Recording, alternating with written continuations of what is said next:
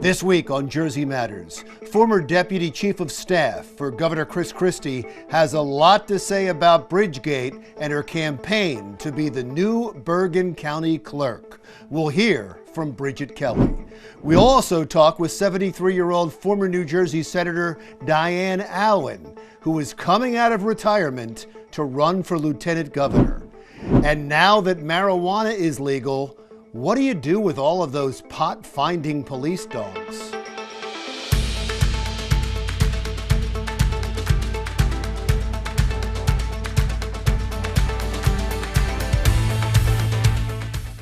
Hello, and welcome to Jersey Matters. I'm Larry Menti. Her name has become synonymous with Bridgegate.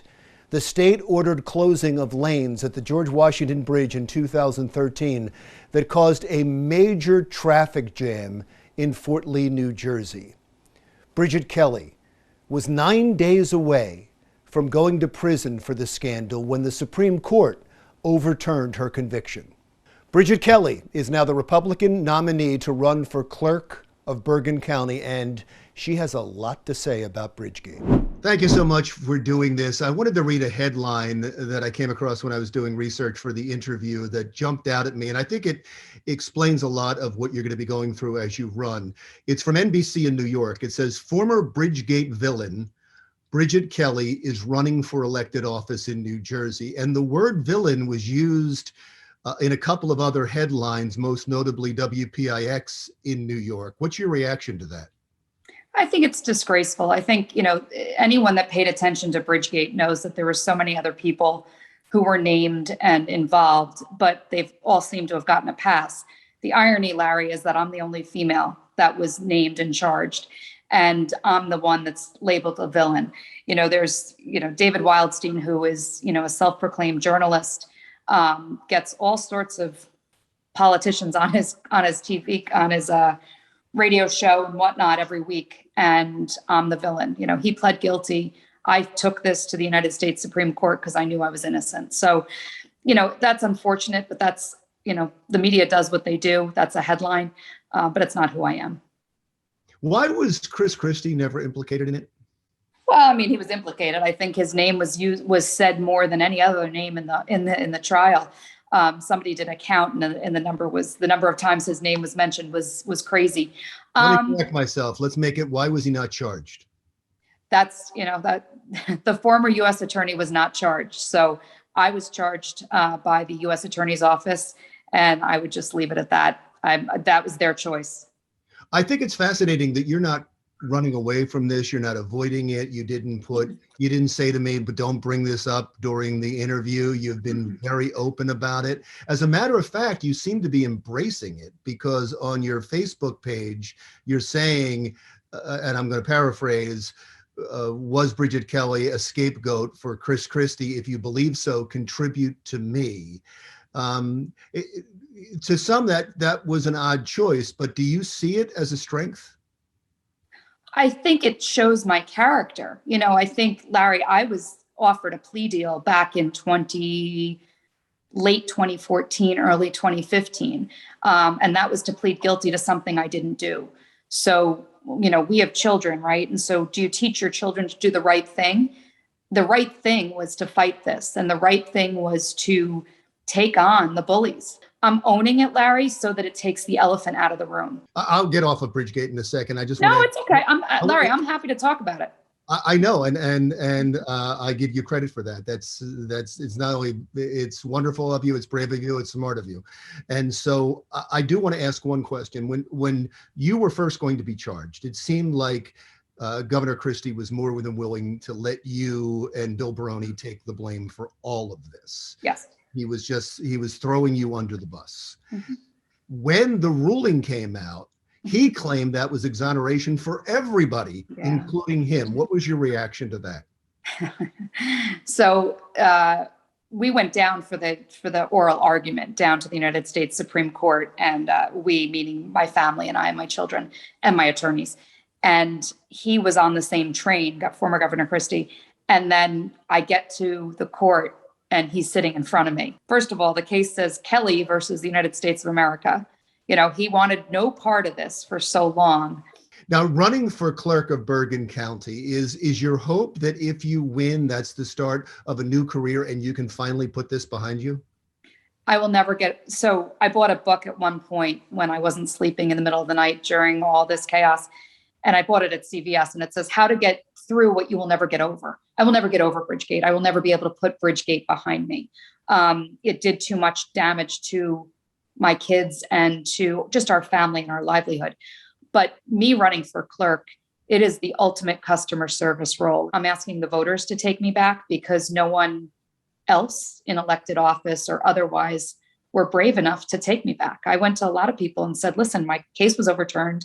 Can you bury me somewhere? Can you please help me get back in so that I have a job, I have health benefits, but I could be a public servant again? And everyone, the feedback was they were all scared of Christie. If the campaign goes on like it started, it's going to be an ugly campaign. I'll give you a couple of quotes from the incumbent Democrat, John Hogan, who made his announcement for re-election, called you deplorable and said you running is embarrassing. Are you ready for this? If John Hogan, who has been in office for 11 years, wants to talk about Bridgegate, not his record, I'd ask John Hogan what his point is of running again. It is interesting that he came right out of the box attacking you.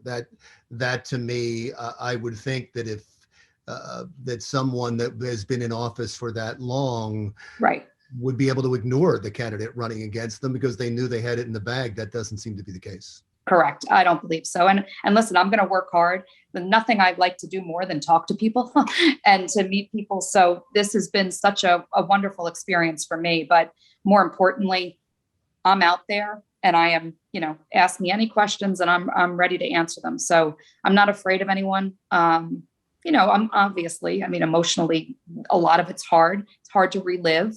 But, I'm not doing this without my kids being behind me 100%. And I am totally 100% committed to this. So that's where I am. Well, good luck to you. Would love to have you on again as it gets closer. Thank you so much. Republican candidate for clerk in Bergen County, Bridget Kelly. Still to come on Jersey Matters, New Jersey Congressman Andy Kim and his upcoming vote on two bills totaling almost $5 trillion.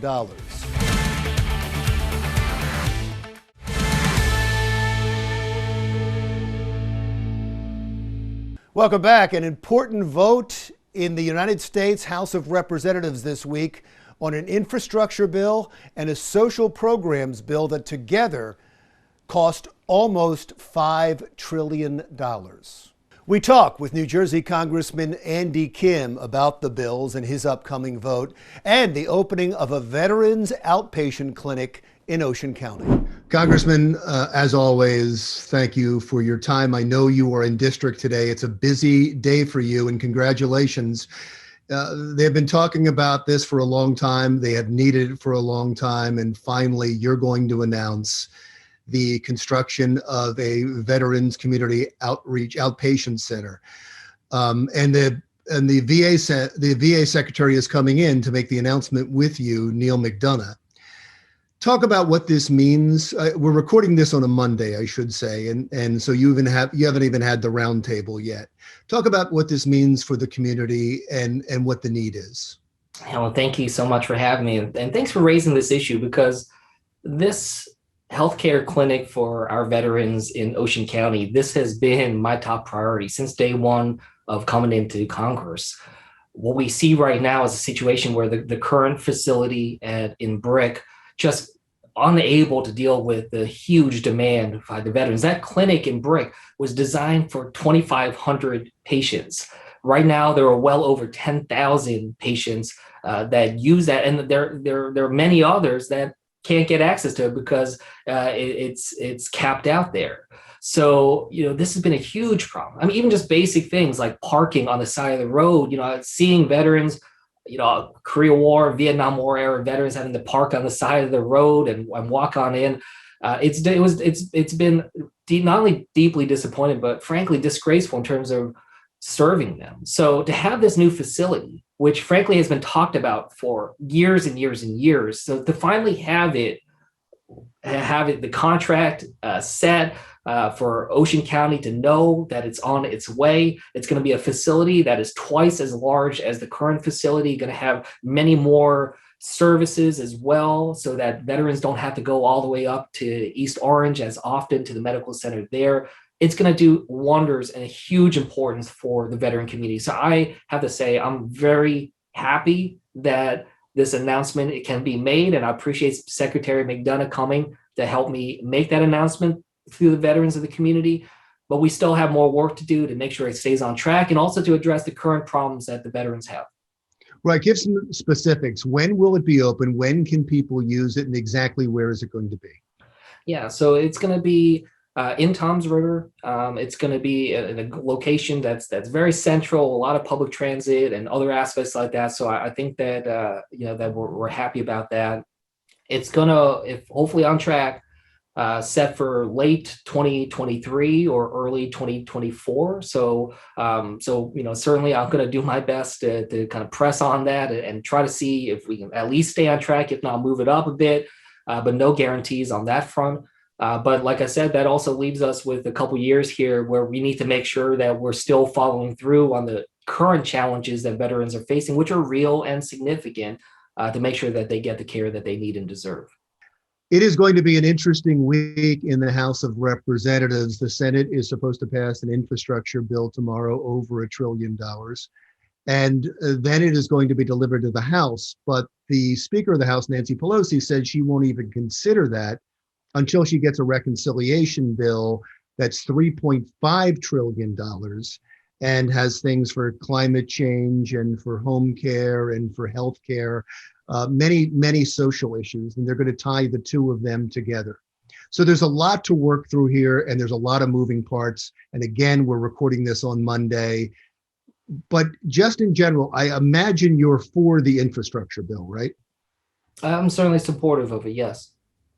We still have to get the final bill. I like the direction that it's been going. But I know the Senate still has to go through all of its amendment processes right now. So, I'll take a close look at it when it's finalized. But I've been encouraged by what I've seen so far. But there's a lot in it right now for New Jersey.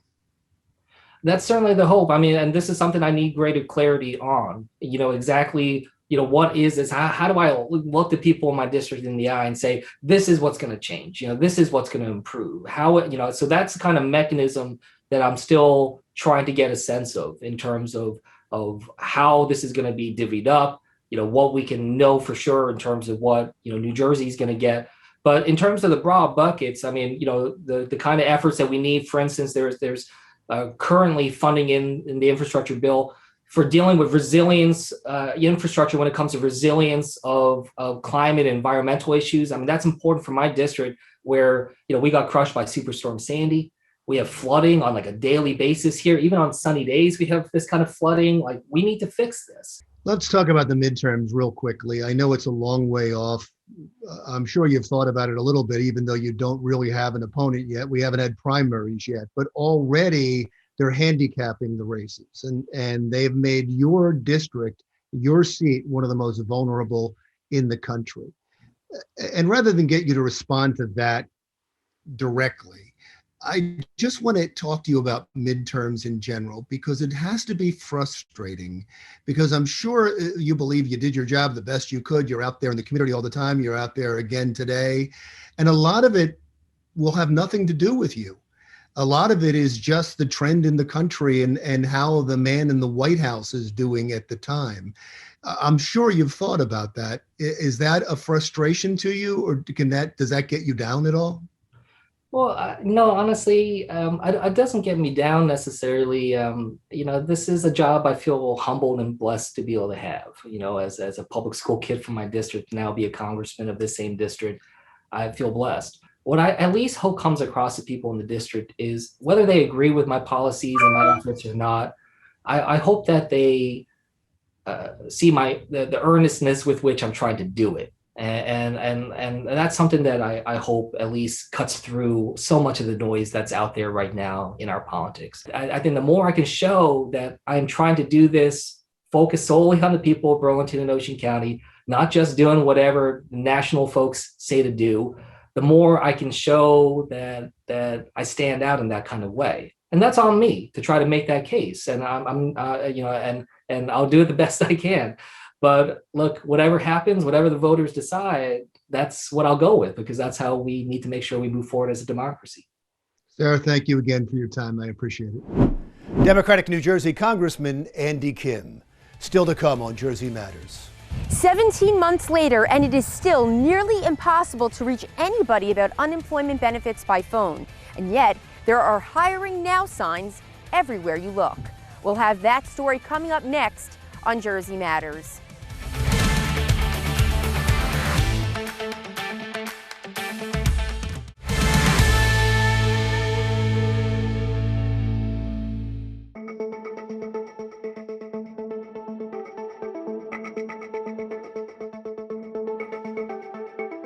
Welcome back to Jersey Matters. Throughout the economic shutdown caused by the pandemic, we kept hearing horror stories about people trying to get their unemployment benefits from the state. It has not gotten any better. Jersey Matters' Kimberly Kravitz tells us about a new study that ranks New Jersey the worst in the country for handling unemployment phone calls. Kimberly. At the start of the pandemic, most state agencies couldn't handle the volume of calls coming in to file for unemployment benefits. All agents are busy. Please hold. But now, even 17 months later, we haven't improved a bit. And that's according to a new study released by researchers out of the University of Chicago. And they found that when they were calling New Jersey state unemployment representatives, they were unable to reach anyone within 45 minutes. And that wasn't the case for every state. Some states, they had very high success rates, but New Jersey ranked the lowest. MarketWatch explains that part of the reason of this huge influx of calls were due to a dated technology system called COBOL that most unemployment reps were not skilled in. That system is essentially responsible for processing unemployment claims. So you need people that are familiar with it in order to literally get your claim approved or denied. Nearly 13 million people were still collecting jobless aid as of last month.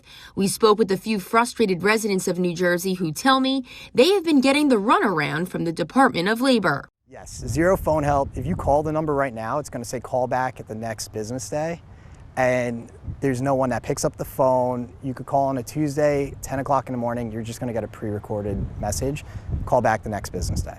Mike Solomon did exactly as he was instructed to do and still hasn't received his benefits. I went through the whole process of applying for unemployment, did everything buttoned up, didn't hear anything for about 3 to 4 weeks.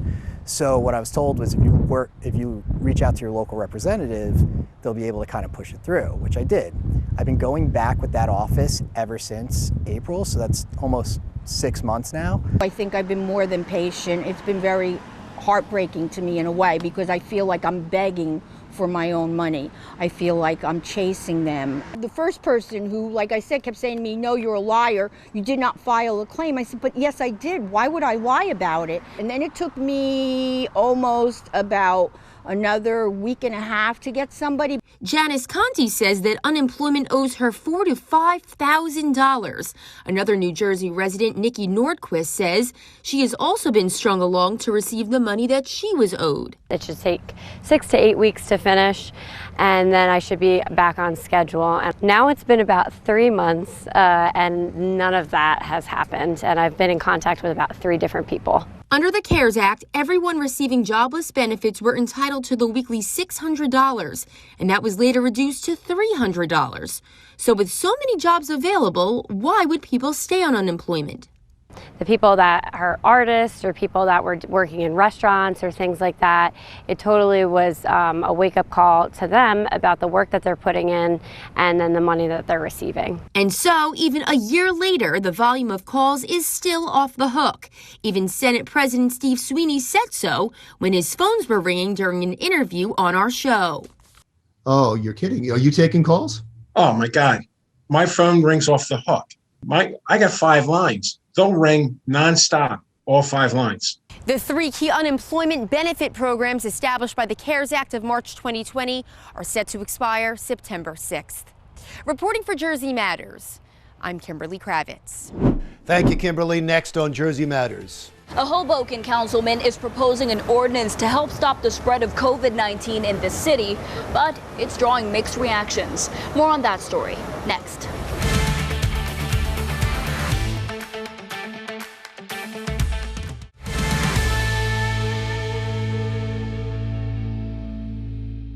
A community farm in Wall Township now includes a memorial for people who have died from COVID-19. If you go to the Allaire Community Farm, you can visit the memorial and, according to the farm's owners, find peace and healing by communing with nature. The COVID memorial was recently moved from nearby Belmar to the 25-acre farm. Welcome back to Jersey Matters. A Hoboken councilman has come up with a proposal that he says will stop the spread of COVID-19 in that city. But as Jennifer Marin tells us now, not everybody likes the idea. Jennifer. Larry, that ordinance would ask bars and eateries to require proof of a COVID-19 vaccination card from their patrons before entering their establishments. Now, participating would be optional, but business owners who choose to do so would receive financial incentives. Hoboken is widely known for its popular restaurants and bars. And compared to peak pandemic times, restaurant owners say business has definitely picked up. It's like a breath of fresh air. It's nice to see everyone out and about again, like things going back to normalcy. But that normalcy could soon be scaled back as COVID-19 cases continue to rise, partly as a result of the Delta variant. This is a very transmittable, more lethal variant. To help stop the spread of the virus in the Mile Square city, Hoboken Councilman Mike DeFusco is proposing a measure that would provide financial incentives to local bars and restaurants that voluntarily choose to require proof of vaccination before patrons enter their establishments. Frank, a lifelong Hoboken native, is all for it. Without the cards, I think it's very dangerous because they could be spreading the virus. But others disagree. I think it's really invasive. I don't really agree with it, but I know the world wants to be safer, but I think there's different ways we could go about it. According to the proposal, businesses that want to participate would have their outdoor parklet fees or other city-mandated operational fees waived. Dave Carney, owner of the Madison Bar and Grill, says the proposal doesn't appeal to him at all. I just don't think businesses should impose that on the public. I think if you can't afford a parklet, then you shouldn't be in business. I don't think the amount we pay for a parklet is going to make a difference in anyone's life. But the owner of nearby Malibu Diner says the rising costs of goods are troubling, and he'd appreciate the extra help. Yeah, anything helps, and then that would also contribute to a little bit to the increased cost of maintaining exterior dining spaces. As for requiring vaccination cards, he's on board. Yeah, I think just for the cause of the greater good, I would say, I would be for it than against it. Hoboken Mayor Ravi Bala says the ordinance would have to be in accordance with the governor's office and, if approved, would take several weeks to go into effect. His concern with the proposal is the uptick in fake vaccination cards and the process of verifying their validity. We don't want to put another burden on small businesses. The administration just launched a $1.8 million small business grant program for businesses that have employees who are vaccinated at a rate of 75% or higher. Now, apart from that grant, Mayor Bala signed an executive order that now requires all city employees to either receive a COVID-19 vaccine or submit to regular testing. For now, reporting in Hoboken for Jersey Matters, I'm Jennifer Marin.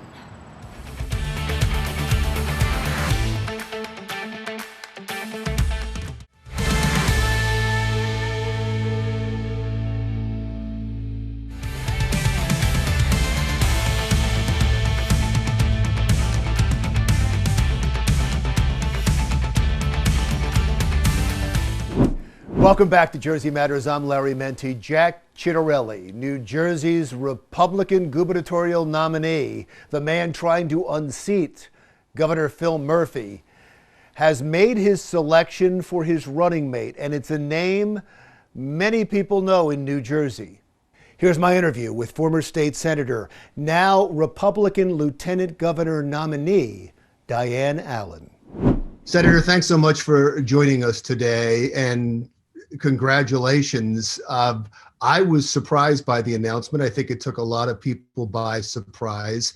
How long were they talking to you, and what was it like when you got the call from Jack Ciattarelli? I'd been working with Jack on this campaign for over a year and a half, But I had always made it clear that I was working on the campaign, had no interest in anything beyond that. So it was about a couple of weeks before he actually announced who his lieutenant governor candidate was going to be, that he called me and said, look, I want you to reconsider what you've been saying. I want you to run with me. And he laid out some things. And my husband and I had really been through a time where we were unhappy with how the state was being run, particularly trying to get something through motor vehicles. I mean, try to talk to a human, you cannot, or try to find out how you can get your unemployment. I've had a lot of people call me because they weren't able to get their checks. It was ridiculous. And I mean, we just were really feeling like the state was falling apart. And it turns out that there is a report coming out of the University of Chicago that says that, yeah, we're number 50 out of 50 in terms of states where you can actually contact a human to have somebody handle your problems. So that kind of thing really made me realize if I can help make Jack governor and become his lieutenant, then I was going to do it, because this state is broken and New Jersey needs to be fixed, and Jack and I can do it. You know, the lieutenant governor position is new, fairly new to New Jersey, and it really hasn't been well defined. Has Jack talked to you about what your role would be, what you would be doing as lieutenant governor? Well, he's done something that no one has done in the past as a gubernatorial candidate, and he's asked me to be his partner in this. Now, obviously, he would be the governor and he would be making the decisions and he would be leading the state, but he wants me to play a very major role in those determinations. We sit and talk about issues, and we've done this for some time, and we don't always agree on things, but it's okay. We still sit and we can talk about them civilly and come to some conclusion perhaps down the line. But he's asked for my input as we move forward, and I really like that. What the lieutenant governor does is run one of the departments and become one of the cabinet members. And what my portfolio might be is something that we're discussing.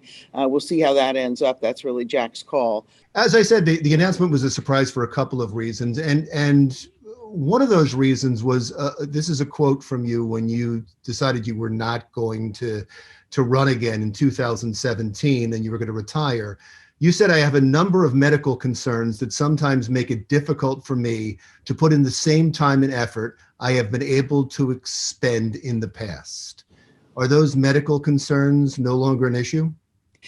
One of them is COPD, and I have been dealing with that and continue to deal with that, but it is not a problem in my everyday life. But overall, my health is good.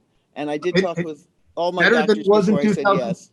Better than it was in 2017, because in 2017 I would say it is, yes, absolutely. Well, then let's move on. The other thing I think that was a surprise was that you were from South Jersey, and if Jack Ciattarelli, at least when you talk to the political analysts, say if Jack Ciattarelli is going to win, he has to do better in North Jersey, that's his problem. Do you have a North Jersey strategy, or do you think that's just not as important? Oh, I think North Jersey is extremely important. More votes in North Jersey than South Jersey. But the truth of the matter is that many people who are in office ignore South Jersey. I don't think the governor's been down there very often, and I hear that from people all the time. Jack has been down there a lot. We want to make sure that we cover the entire state, not just North Jersey, which again is what has been done primarily in the past. You said that when you first got into politics, it was easy to work across the aisle. It wasn't as angry, it wasn't as divisive as it is now. And here you are now back in politics. Do you now feel like you have to be part of that you have to play that game because that's the way you have to get ahead now? Well, I think once we start working on policy, I would hope that in a Ciattarelli Allen going forward together, we would see us working on both sides of the aisle. I know people, Republican and Democrat in the Senate, very well. He knows people, Republican and Democrat in the Assembly very well. We will be able to do that. We will be able to talk with both sides. We will be able to get policy through, I believe, in ways that does not happen now. So, no, I would see that we would continue to work together. Thank you so much. I appreciate the time. Republican candidate for Lieutenant Governor Diane Allen. Still to come on Jersey Matters, a brand new idea to bring more federal dollars back to New Jersey. That's next.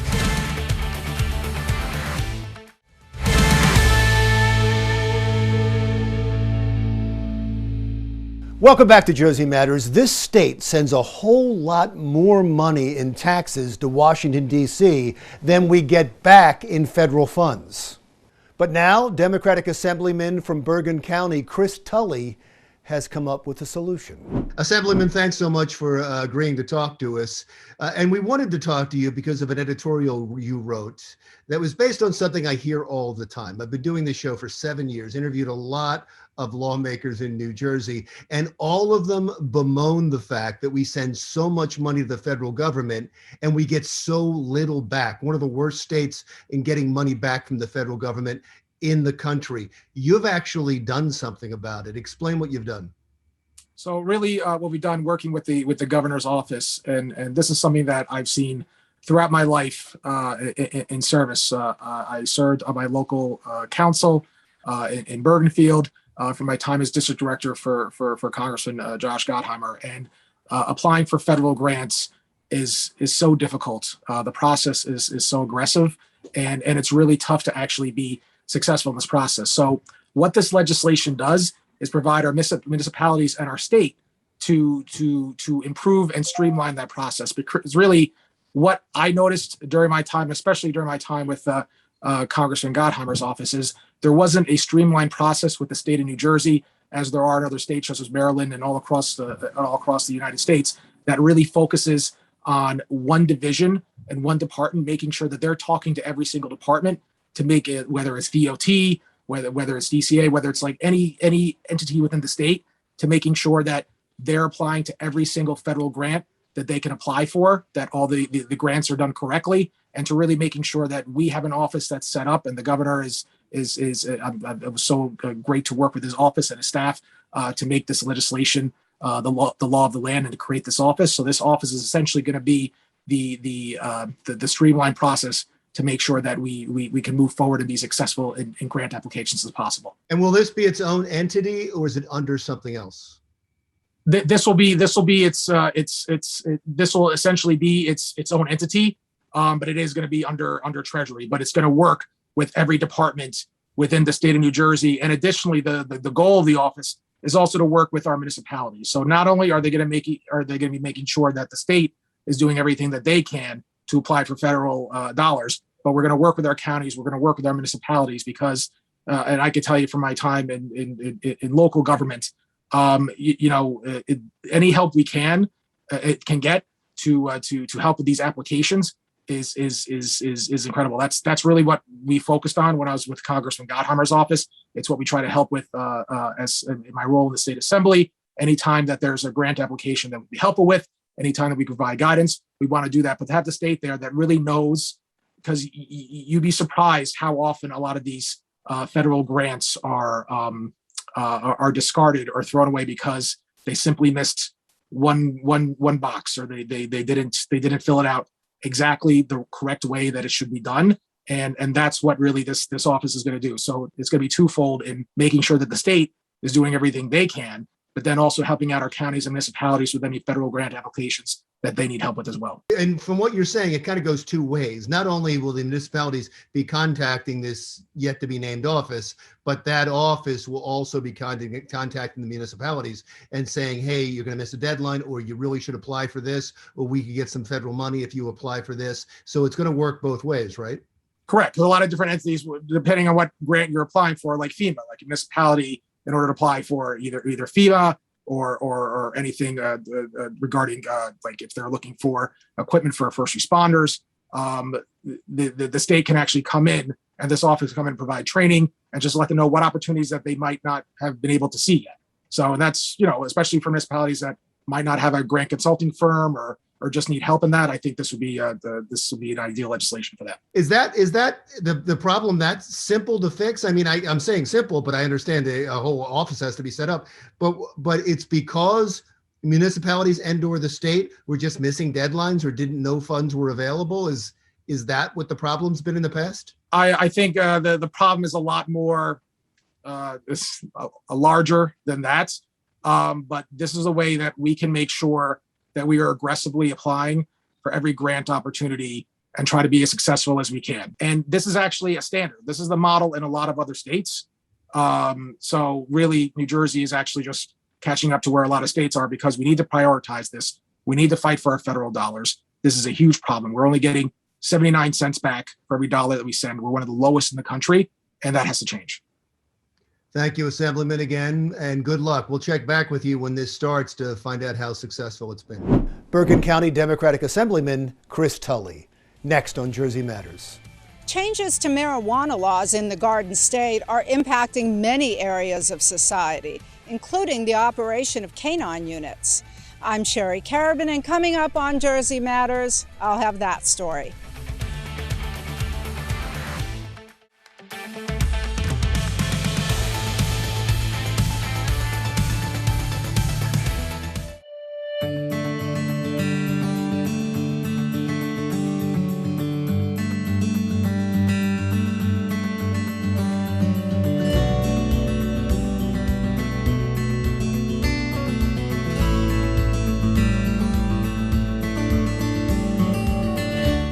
We are at Cape May Point State Park, a very special place at the beach.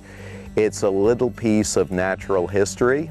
It's a picture of what Wildwood, Stone Harbor, Avalon, and Cape May used to look like. We have freshwater wetlands, and we have forest, and we have wildlife. We have a spectacular fall bird migration that brings visitors from all over the world.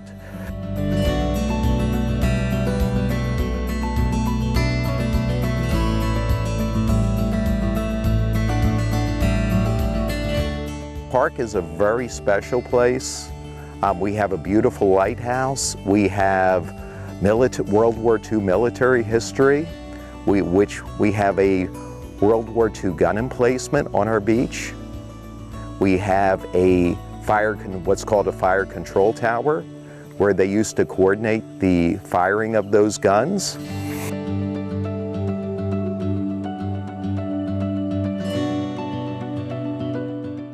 We are here for the lighthouse. We're going to go out to the trails and, of course, the beach.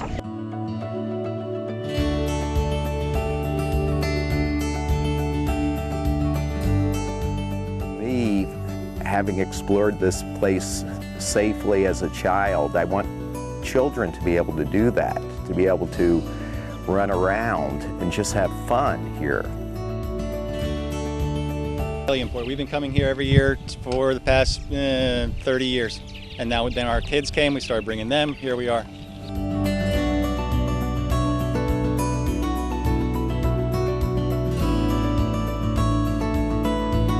It's a labor of love.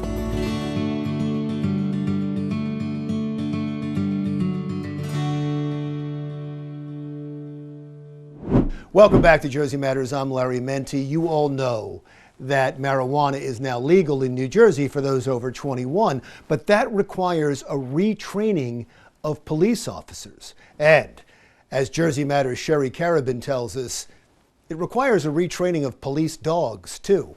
Sherry. Larry, for decades, New Jersey law enforcement officers have trained their canines to detect marijuana. Now, due to changes in state law, those canines are being repurposed, and new ones are being brought in and exposed to a different curriculum. 3-year-old canine Zara and her handler, Detective Mark Slinger, perform what's known as an exterior sniff of this silver Honda at the Morris County Sheriff's Office Canine Training Facility. Within seconds, she detects a narcotic substance in the trunk. In this case, it's cocaine. We try and expose our canines to different scenarios and different atmospheres, different distractions, so that way when we are on real-world calls, we know that our canines can perform to the best of their abilities. But there's one thing this Dutch Shepherd was never trained to do, and that's detect or imprint on marijuana. It's all due to recent changes to adult-use cannabis laws in the Garden State, which decriminalize the possession of small amounts of marijuana and hashish and create more lenient penalties for the distribution of the drugs. The reforms also clarify penalties and revise other rules for those under the age of 21 involved with the use and possession of these and other substances.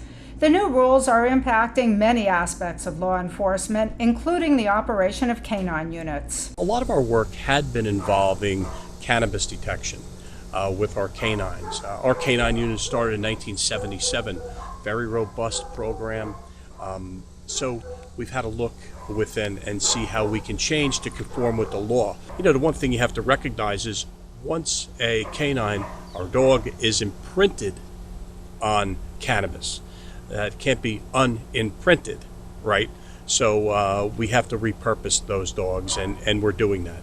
While 2 of the section's canines are now in retirement because of the changes, the others that were taught to detect marijuana are being utilized in different capacities where their imprinting is still useful. You can still use canines in correctional facilities, which I operate a correctional facility for all Morris and Sussex County inmates. Also schools, right? We don't want cannabis in the schools under any circumstance. You know, and also for, court-authorized search warrants and things like that. To replace the 2 retired canines, Zara and 2-year-old Axel, handled by Detective Michael Smith, were brought in and trained using a slightly different curriculum. During our initial training for narcotics detection, we reward the dogs when they come in an odor of heroin, coke, and methamphetamine.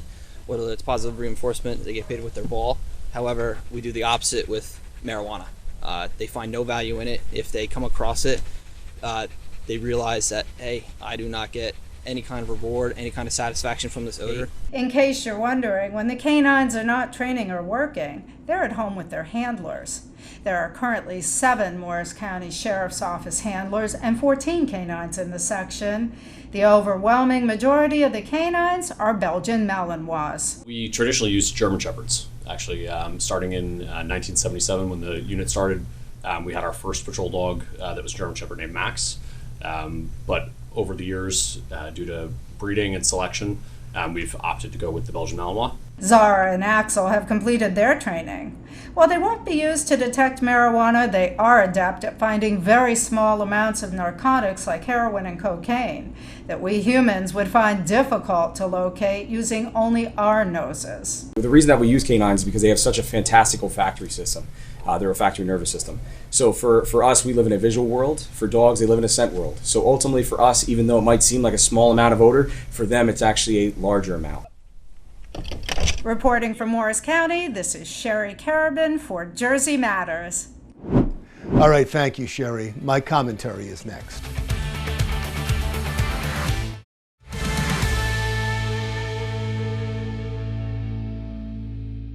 I want to talk to you about Space Force, and you probably just laughed. Space Force has been ridiculed ever since President Trump announced its creation in 2018. I'm hereby directing the Department of Defense and Pentagon to immediately begin the process necessary to establish a Space Force as the 6th branch of the armed forces. That's a big statement. May have been a big statement, but it was received as a big joke. But there's no threat in space. Who are we fighting? Satellites? A bunch of frozen monkeys? Elon Musk's convertible? The late night comedians had a field day with Space Force. Netflix even created a series to make fun of Space Force as a waste of time and resources. Our nation's internet runs through our vulnerable space satellites. POTUS wants complete space dominance. To that end, the president is creating a new branch, Space Force, which Mark will run. What? However, it is telling that President Biden, who the moment he got in office undid many of the things that Donald Trump put in place, kept Space Force. And even that was ridiculed. When asked why they're keeping Space Force, a Biden spokesperson said, "Because it's funny." We have to stop. Space Force is no joke. Let's start with the fact that it wasn't even Donald Trump's idea, even though he claimed it was. Ever since the Russians launched Sputnik 1, all the way back in 1958, the Pentagon started preparing for the militarization of space. In 1983, President Reagan gave his famous Star Wars speech, where he called for a big investment into a constellation of defensive satellites that could shoot missiles out of the air. I know this is a formidable technical task, one that may not be accomplished before the end of this century. And now, we are 21 years past the end of the century, and satellites have become our most important military power. Military satellites now help with targeting information for missiles and our troops. They help keep an eye on our enemies with powerful cameras and GPS tracking. There is a global treaty that is supposed to prevent any country, including the United States, from installing weapons in space. However, we know for a fact that many countries, including the United States, have the capability of taking a satellite out of the sky. The United States, Russia, China, and India have all made a great show out of retiring one of their old satellites by firing a missile at it and destroying it. There are also jamming weapons that can be aimed at satellites and disable GPS, disable the internet, affect military targeting, and power grids. You see, it's not just the military. We're all dependent on space. Space power is absolutely systemic to our national power. It fuels our American way of life. It fuels our American way of war. It fuels our economy. There's nothing that we do as a nation that isn't enabled by space. General John Raymond of Space Force sits at the table with the Joint Chiefs of Staff from the Army, the Navy, the Air Force, and the Marines. And just like the Marines, which is under the umbrella of the Navy, Space Force is under the umbrella of the Air Force. It's all just a continuation of the Air Force Space Command, which is now transitioning to and being renamed Space Force. Space Force, quite simply, protects our satellites and keeps an eye on the satellites of other countries. It has nothing to do with a war fought on space, and it was willfully ignorant for the media to promote that idea for political reasons. With a budget of a little over $17 billion and over 16,000 personnel, Space Force is the smallest branch of the military right now, but it is growing exponentially in size and importance. The greatest threat to Space Force right now is a public relations one. Shame on us. Because the men and women who work at Space Force 24/7 to protect us and our way of life deserve better. I'm Larry Menti. We'll talk again soon.